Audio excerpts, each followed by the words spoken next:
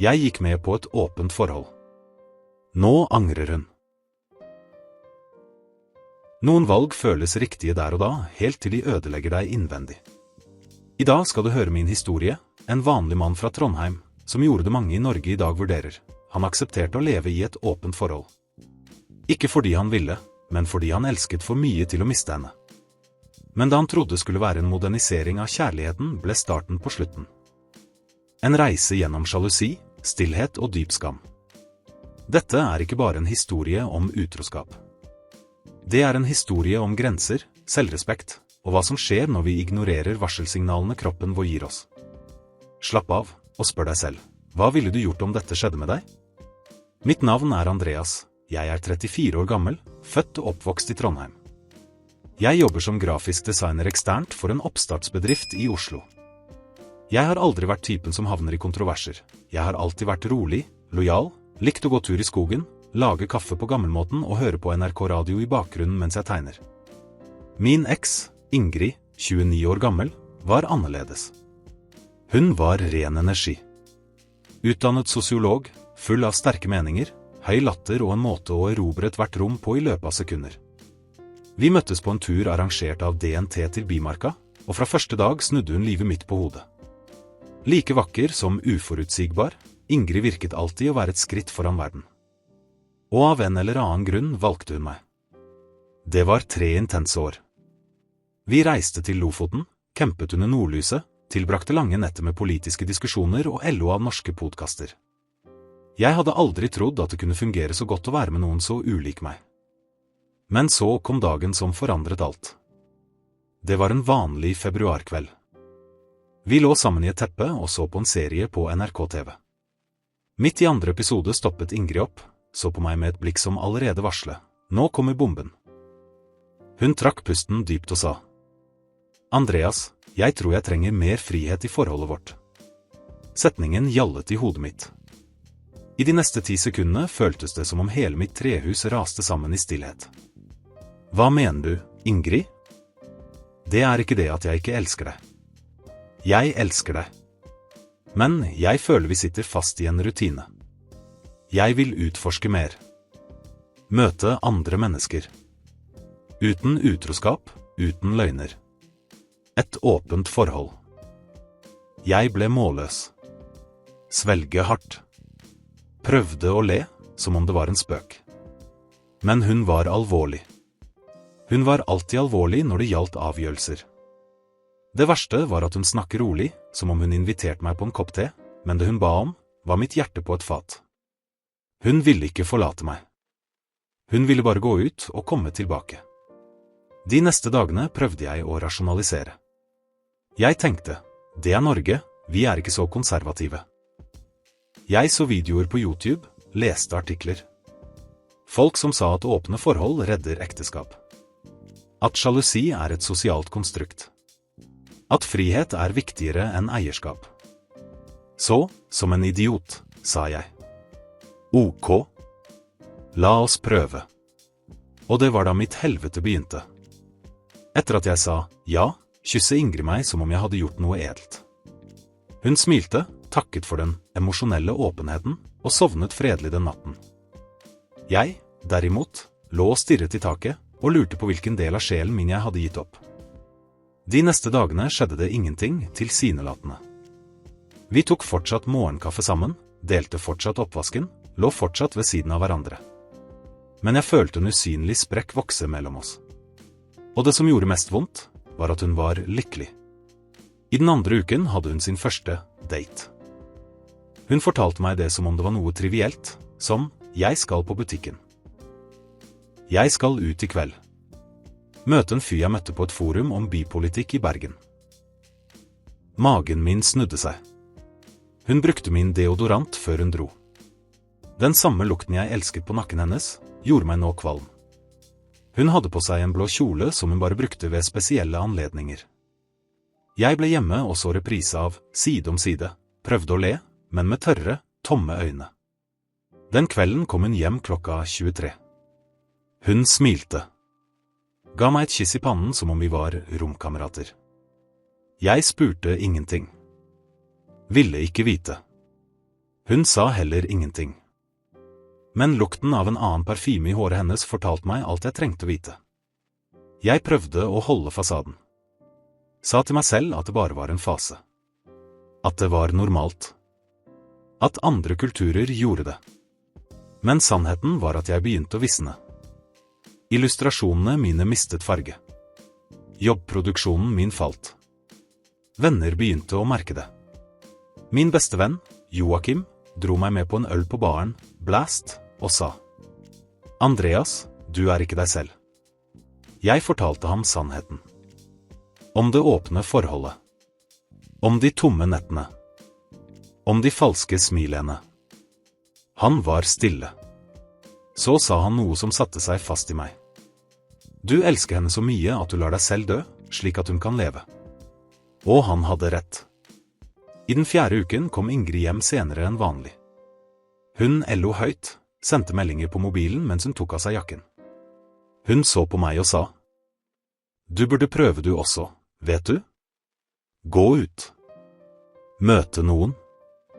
Jeg kan hjelpe deg med appene. Ideen frastøtte meg. Jeg ville ikke date andre. Jeg ville ha henne. Bare henne.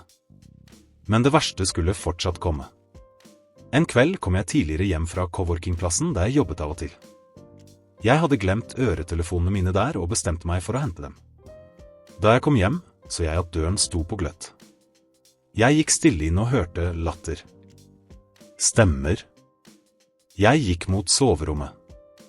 Og fant Ingrid. Med Kristoffer, en vi kjente. En fyr som pleide å bli med oss på turer. En av de alltid smilende, litt for progressive typene. Hun var med ham. I vår seng. På vårt Lindsay-sengesett kjøpt i Ålesund. Synet ble svart. Jeg gikk ut uten et ord. Den natten så jeg på sofaen til søsteren min. Jeg gråt. Ikke som en såret mann, men som noen som hadde blitt glemt av sin egen historie. Ingrid hadde ikke vært utro, i hvert fall ikke etter reglene hun selv hadde satt. Men hun hadde forrådt min kjærlighet. Min essens. Min stille medskyldighet. Og i det øyeblikket innså jeg. Jeg hadde sagt ja for å ikke miste henne. Men ved å si ja, hadde jeg mistet meg selv. Jeg tilbrakte 2 netter utenfor hjemmet. På sofaen til søsteren min, Elise, som alltid hadde vært sterkere enn meg følelsesmessig. Hun ga meg te, et tykt teppe og en setning som skulle følge meg de neste ukene. Du kan ikke redde noen som drukner, hvis du selv synker. Den 3. morgenen kom jeg tilbake til leiligheten. Ingrid sto på kjøkkenet og laget pannekaker som om ingenting hadde skjedd. Du har vært borte, sa hun uten å løfte blikket fra stekepannen. Jeg så dere, svarte jeg tørt. Hun sukket. Andreas, du sa ja. Vi ble enige om dette. Jeg bare følger det vi har avtalt. Hennes ro gjorde meg både avvæpnet og ødelagt på samme tid. Hun hadde rett. Jeg sa ja.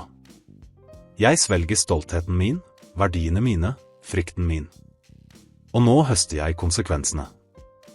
Jeg ropte ikke. Jeg knuste ingenting. Jeg satte meg bare ved bordet og sa: Jeg har det ikke bra. Jeg trodde jeg kunne tåle det. Men det kan jeg ikke. Jeg får ikke sove lenger. Jeg får ikke lage noe lenger. Jeg klarer ikke se på deg uten å føle at jeg har mistet noe som aldri kommer tilbake. Hun stoppet endelig opp. Så meg i øynene. For første gang på flere uker så jeg nøling i ansiktet hennes. Kanskje anger? Kanskje bare skyld. Hva vil du at jeg skal gjøre? Spurte hun nesten hviskende. Velg. Enten meg eller dette. Stillheten varte i lange sekunder. Og så kom svaret som skulle forsegle alt. Andreas, jeg vet ikke om jeg kan gå tilbake. Det var i det øyeblikket jeg visste. Det handlet ikke lenger om vilje. Hun ville ikke være bare min lenger. Det vi hadde, eksisterte ikke lenger. Jeg var bare en påminnelse om hva hun hadde vært, og nå ville hun bli en annen. Uken etter begynte jeg å lete etter en ny leilighet. Jeg fant en liten studioleilighet i Laksevåg, med utsikt mot sjøen og en lukt av mugg. Perfekt for en ny start. Ingrid gråt da jeg pakket den siste boksen i bilen. Beklager, Andreas, for alt. Du trenger ikke beklage for å være den du er. Men jeg må også være den jeg er. Og jeg er en som elsker fullt ut. Ikke i biter. Vi gjorde det slutt der og da. Uten krangel. Uten scener. Bare kulden av to kropper som en gang var hverandres hjem. De påfølgende dagene begynte jeg å finne små biter av meg selv igjen. Jeg gikk på tur alene rundt Fløyen, pustet inn stillheten i fjellene, begynte å tegne igjen. Jeg meldte meg på et kurs i digital illustrasjon, møtte nye mennesker. Men såret blødde fortsatt.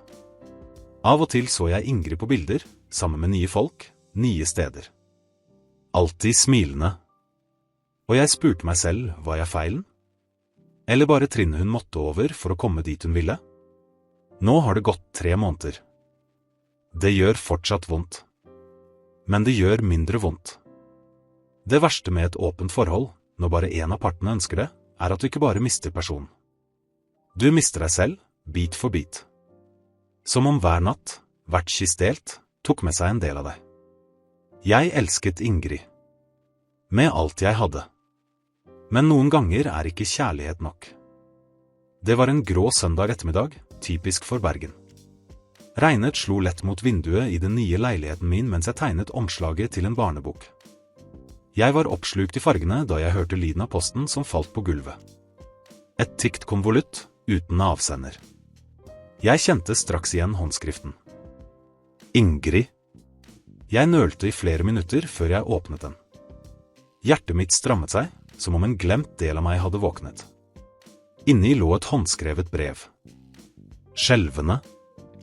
Langt. Andreas. Jeg prøvde å være noen jeg ikke er.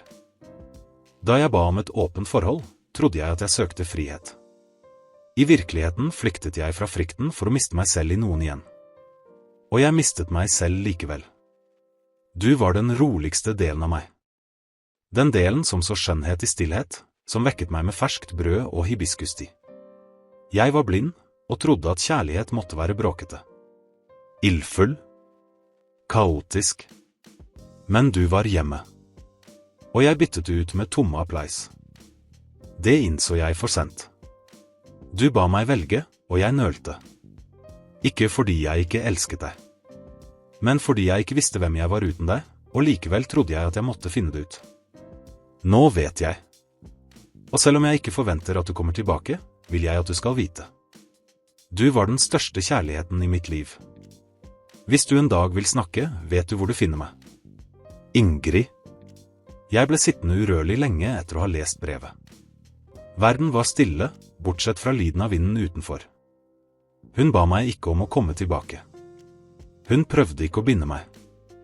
Hun anerkjente bare, med smerte og ærlighet, at hun hadde tatt et valg som kostet henne noe ekte. Men så vakkert som det unnskyldet klang, visste jeg. Noen sår gror, men etterlater et kart. Og mitt kart førte meg nå videre, vekk fra henne. Jeg la brevet forsiktig ned i en skuff. Ikke av lengsel, men av respekt. For det vi var. For det vi prøvde å være. Den kvelden gikk jeg alene langs bryggen, så lyset speilet seg i det mørke vannet. Og jeg smilte. Fordi jeg overlevde. Og fordi jeg, endelig, var min egen igjen. Hva ville du gjort i mitt sted? Ville du tilgitt? Fortell i kommentarfeltet. Og abonner på kanalen for å ikke gå glipp av flere historier som denne. Takk for at du lyttet, vi sees i neste video.